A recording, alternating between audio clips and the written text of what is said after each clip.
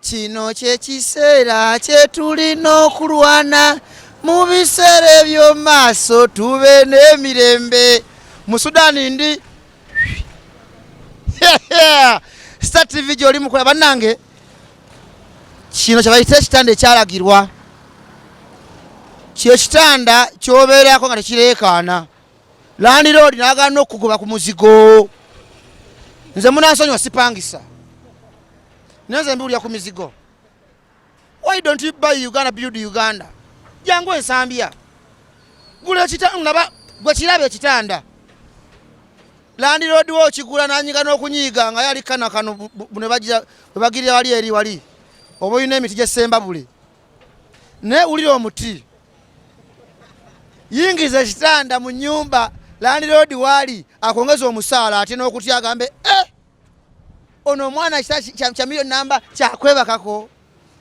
Naye nga anyway baana ba kintu Tutalike Uganda ye program ebeerawo kubanga ekutuusaako embeera yonna. Mbu buli wamu nze ntuukawo omwana wa kintu. Nze ky'olina okukola nkowola bukoowoozi. Mpita buyisi nti Musudani jangwe waffe. Musudani jangwe waffe. Nze abantu bagenda kukumamirira. Mwana wa kintu nja kujja. Naye nga si mutima mubi. Nze mbeerangawo maswaga ge nnina nkola ku Star TV y'abaana Uganda nga bwe nabagambye. I run the system wagwan. Na system run me. Abasinga kola omulimu gwenkola naye mubeera mujjeno nimbye. Mubeera mujjeno si ekyo. Abasinga babikola byenkola ne mulimu ani yenze jeno basinga ba civilian. Star TV mnyegwanga Tutalike Uganda bwete wembikoze si mutima mubi. Ntumira bonna abanjagala nabagaba gayi bannange yeraga bannange seeraga gwe nedda gwotantegedde butegeezi bwofuna time nontegeera nja kuba seeraze jangu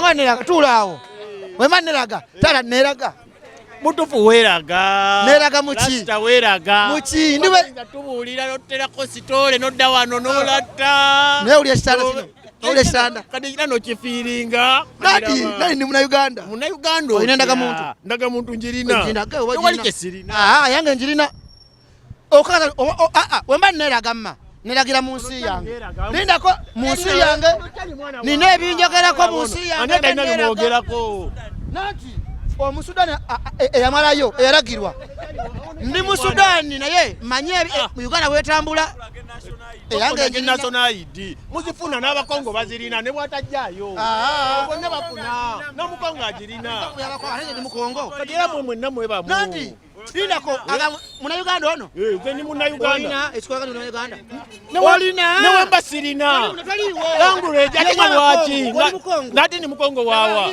ani atayina njirina kugamba njirina nze ndi Munauganda jayo ndagamuntu baba wana wano kati olowooza sirina ndagamuntu kiki kyotegeeza sirina ndagamuntu wano eriwa wano ndagamuntu enda kujjayo ndagamuntu oba olonda ate mba nno nga lwaki sironda ndagamuntu kiki kyogaa nti sirina ndagamuntu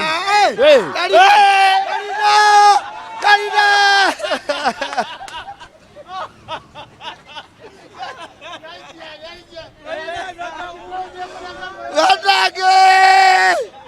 ze Musudani mboye baina abayaye bannange abayegwanga bbi abayegwanga bbi kati obudo muye wangambye muye Munauganda abayegwanga bbi bannange nenga abaye mwene mwene mbabuuzaako bali mugereza enjawulo lipanda respect family mbabuuzaako abaana bomukisenyi abaana bwakiseka abaana bali E Nsambya buli mwana ng'oli mu ghetto yonna gy'oli mu ghetto yonna gy'oli mu ghetto yonna ng'onoonyamu akawogo ko mwana tonya mu nsawo ya munno muntu munno omulekanga bwali n'osa akasimu ke tokatwala mwana wa kintu nkwebaza nnyo webalako n'omutima omulungi ogwo naye baana bamaatu twebereremu ng'olina endagamuntu Omuzungu first come and say hi to me you sit just have a seat here you know how are you? I'm doing good. You're doing good. I am clean and forgiven. You're clean and forgiven. Yes. Forgiven about what? All my sin against the holy God, I've sinned against him every day. You sin God every day? Against him every day. Hey, you do sin God. I got to see him every day. Yes. By the way, I'm called Stickman Musudani. What's your name? My name's David. Hey, David. Even I'm called David. Good name. Good name. Nice to meet you, Good David. name. Nice to meet you. You're on Star TV. Okay. And it's a national broadcaster. Okay. It's a Luganda TV. But for you, let me talk with this. I eat you in English. Yes? Our kids are going back to school. Yes. What message do you have for parents out there who are watching TV right about now? And message for kids who are going back to school? For kids who are going back to school, the education is very important. This is true. But the most important education you can get is who is the living God. True. What has Christ done for you? What Christ has done, this is the education everybody needs. Yeah. Is he came from heaven to earth, and he took sin into his body on the cross to kill it. Yes. To complete your punishment. He took your punishment on the cross and he killed your sin on the cross. That's what he's done for you. If you learn math and you learn science and you learn history and you become highly educated and you have prosperity and a good job and a good income, but you lose your soul into hell after death, what have you gained? You've gained nothing. You need the forgiveness of God that comes from the Lord Jesus Christ and him alone when you say, God, have mercy upon me, a sinner. That is the path to salvation, and that is the greatest reward you get, not the money from your employer in the future. Your education will bring you that, but you need eternal life. You need eternal life. Turn to the Lord Jesus. He alone can save. Amen. Amen. Amen. Amen. Amen. Send some greetings to your girlfriend. Do you have a girlfriend? I don't have a girlfriend. You have a wife? I have a lovely wife. The names of the My wife's name is Tanya, and my son's name is Phineas. My first daughter's name is Freedom, and then my next daughter's name is Faith, and my new son who is arriving soon, he's near to be born, his name is Falcon. These are my 4 children. Wow, nice names. And God says that children are a gift from the Lord. And you're a child. You're a gift from God. You're a gift from God. This boy is a gift from God. Yeah, true. Because children are a gift from the Lord. Yes. You're a gift to your parents. And you parents, treat them precious because they're God's gift to you. Train them in the way they should go. Teach them the scriptures. And when they get older, they will not destroy their life. They will not destroy their life. But you cannot teach them what you do not know. So my encouragement to you parents is open God's word, open it prayerfully, and then read it carefully and obey it joyfully. Okay. Then obey it joyfully. Thank you, David. Thank you, my Nice friend. to meet you, David. Okay, bless you. See you when you see me. See you when I see you. Thank you for loving Uganda. Thank you. Uganda is a part of Africa. I love this country. Yeah. I love you people. Yes. Amen. Amen. Never nanga Uganda zabu. Kade ali mukola ki? Ali mukuba kyeyo? Bannange tebaze President Museveni nti tulina n'abantu bano mu nsi yaffe akyatubamirira ebigambo. Why? Mpuliddemu face. Naye nze kanywadde oluzungu. Program mwini mumpi. Master Adamu. Afuwa Namika. Muzayi Kaliboba muwulidde. I got to work. Bannange, I'm blessed. What are you, civilian? What are you all over? Be on Star TV all over. Watch Tutalike Musudani all over. Watch me all over. You can follow me on Facebook, Stickman Musudani, Twitter, @Stickman Musudani, Instagram, @Stickman Musudani. Naye ng'ompita mwana wa mama. Naye nga kyembagamba, Musudani, Lawrence, Tamale, Nifa, tuli. Akantu ka minister keeko.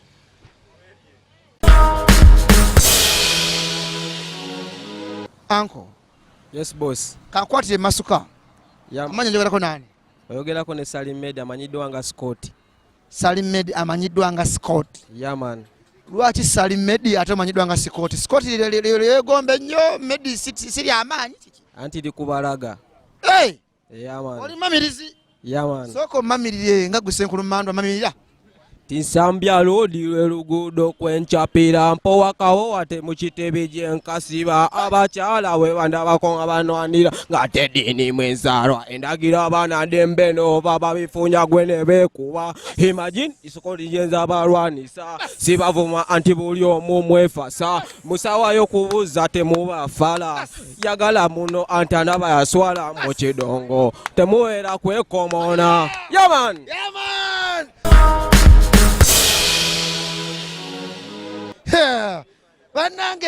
Banange dad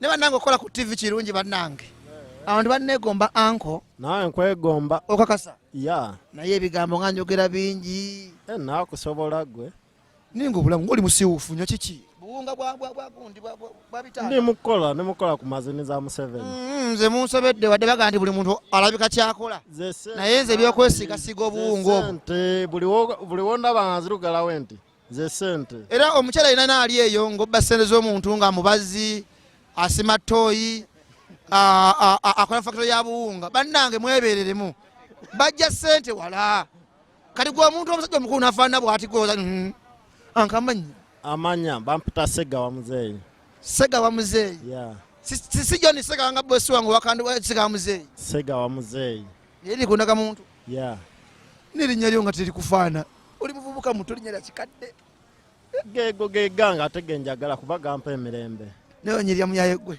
nyirira ate nga wangambye nyine obuwunga nanti obunga obujjako ate amasavu mate sina kwetegereza kuwa focus ne focus njikuwadde oli masavu ngena kuwa inidi oba Queen Jennifer bakolayo mu Star TV engineer mu control room ngenda kweyongerako okunyirira ate Queen Jennifer yaguze motoka mukazi mweru yaguze motoka nange nyinawe yanga ngwe mugana kwala ne inidi nawe nyinawe yange inidi kamuleke sigenda mukuwa bamulokera nyaba yaye kamuleke oyo uwaye Nsambya agamba ki zinali musajja nga saagala Museveni naye kati sawa za kakati mwagala kuba n'abaana abange nakibateekamu n'emikwano gyange n'abantu b'empita ebbali nkikola ki nkibateekamu kubanga kye nali mmanyi emabega siwe kiri kati kuba kati ndabyeko yampa yatuwa ebyuma wano ng'ab'Ensambya tukola tufunawo sente ojja wano n'obajja katandako n'okateekawo n'ofuna ki sente n'oddewo neweeba kati oba oyagala ki bannange bino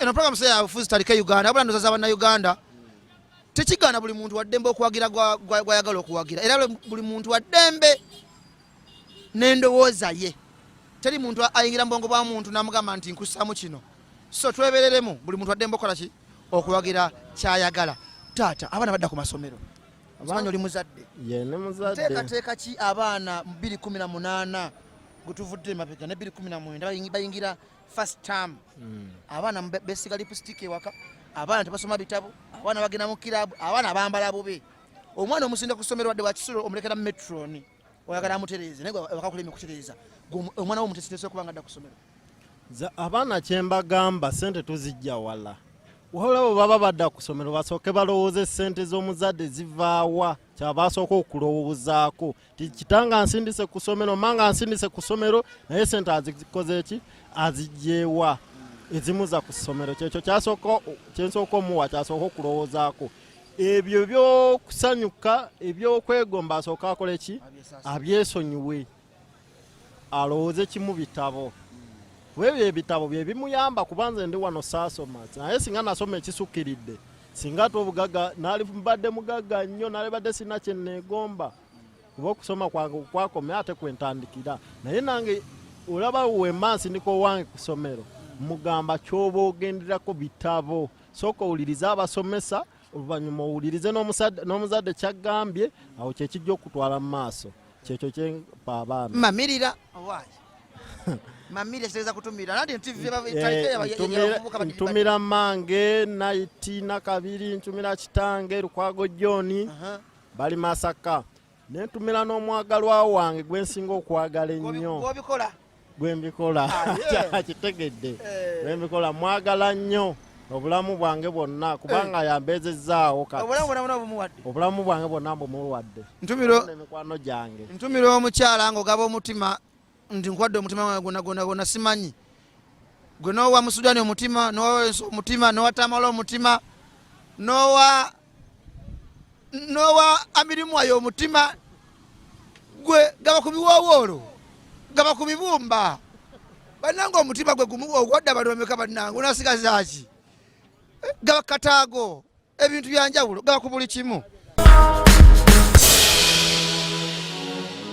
Oh, Sylvian, how are you? Jendishebo mukama wange. Ugambye otya anko? Jendishebo. Oli bulungi? Nnyo Nze Musudani ni masavu. Era nkulabire. Amanya nze Stickman Musudani kuva ku Star TV mnyegwanga. Nge Tamale Joshua amanya. Tamale Joshua anokubita nokola woki oba opoze zinga Syria. Ntunda furniture wange sebo mukama. Yeah. Tomwawudde mu furniture. Ntunda kra basket chairs. Basket chairs. Yeah. Banange munansonyi wankoloddemu omukole safanjala. Nganze senkulu mando era jeno. Inokola nenkola ki? Nani badde nkawanula ebweru naye ate mujja kugamba nti kiki. Nif. Star TV joli mukulaba aleta business kumamirire I eat you eat me. Owayi abana badda kusomera. Nga abaana badda ku ssomero kyembagamba kubanga nange ndi mwana adde era ku ssomero kyembagamba nga tonnakola byonna okuganyira mu ssente ga muzadde osooka olowooze ssente ga muzadde wagye ziva. Kati nze saawa eno ndi wano ewa Nsambya. Ndaba abazadde bangi ssente gye bazijja ne weeba enkuba etonye ne weeba enkuba tetonye afuba okukola ki okulaba ng'akola omwana agende ku ssomero. Yeah. So omwana yebereremu. Yeah, omwana yebereremu nga tanadda ku ssente za muzadde okuziganyisa kuziteeka mu bintu bya ye omwana byawulira byayagala. Mamiri ya girlfriend wo? Nsooka okutumira mange gwe bayita Nshanji Irene. Ne girlfriend bala kimumutya nnyo. Anti kati ffe emyaka ejaffe no, sina kyefirwako mbwa. Mamirira. Kale ntumira mu girlfriend wange gwe bayita Twesige Maxine. Anaga amwogeddeze ngeze. Olidde abaana huwa ekyo ekiriwo papa. Tewali ogamba otya. Bugamba ki? Bulamu bulungi mpozi obubu. Emirimu gigamba ki? Mirimu bwegityo nga January bw'omutegeera. Mwagamba omusana January omusana gwakanyo jangu mu kitanda. Jangu mu kitanda. Bagamba nti January omusana gwakanyo mbwate biki kayina benkuba etonnya. Government yebireesera. Si government. Kati kiki kibireesera? Teeka mama Fina. Government ebivuddemu. Yabivuddemu. Mama Fina yabiyingiddemu. Mama Fina yabiyingiddemu. Kati Mama Fina akoze eki? Aye kayina engeri gyabikuttekuttemu awo nga naye w'obitegeera. Mama Fina. Mama Fina nalina muwala efina agenda kwesimbawo. Kyogamba Fina nayitamu olwoka Mama Fina nga wagayina embeera yo. Oyo yayiseemu dda. Wangi. Yayiseemu ku ddiru ki? Gwe tewalaba abatabbaawo omukazi we yajja n'abaloopa. Amma nabiraba kugundi ku Facebook. Obiraba na ku Facebook. Eyabinsindikira nno w'Ebulaaya. Eyabinsindikira w'Ebulaaya n'abiŋŋamba nti Musudani. Kaakano akaluka Mama Fina. Naye n'oli mutuufu oyinza Mama Fina nno. Ng'embeera y'obudde nagyo agiyinamu omukono. Kubanga January enkuba yatonyanga, omusana gwatokyanga, naye kati enkuba etonya kumukumu tekyateesa. Oba ku makyo baki? Oba kiro oba misana. Owaayi abaana badda ku ssomero by the way. Mugundi mu February najja mu maaso awo. Olina omukwano gwe asoma? Oba gwe nawe konyine ne tosoma kana kale butakasoma. Nze namaze guno guli oguwedde. Omwana ali ku ssomero ngadda ku ssomero nteekateeka sijjeyagala omuzadde wa muteeseteese. Omuzadde asana era kumuwa bintu bigenda ku ssomero nakumusasulira ssente zonna kuba omwana wasoma nga bamugobaagoba batakyasoma. Nandi mulimu omwana ssente ngozimuwa olw'ensonga nti ewaka wagala omuteekateeka bulungi n'omuwa ssente ate nadda mugenda mu kirabu mukola firimu. Naku zino firimu zaggwayo banda ya firimu byaggwayo tebikyaliyo. Nedda nze nasomera nga firimu twazigendangamu nnyo. Kati abaana basinga oganizoga ssente naye ng'omwana ye enteekateeka gyemuteekateekamu nga mbi. Kuba muzadde yenna yadde ateekateeka tya mwana ngadda ku ssomero. Ye ng'omwana osana n'omubuulirira kikyalina okukola nakyo ekimutwala ku ssomero bifo nga tanabagenda ku ssomero. N'omugamba nti obulamu bwe future eri muki eri mu kusoma kyekyo kyokka.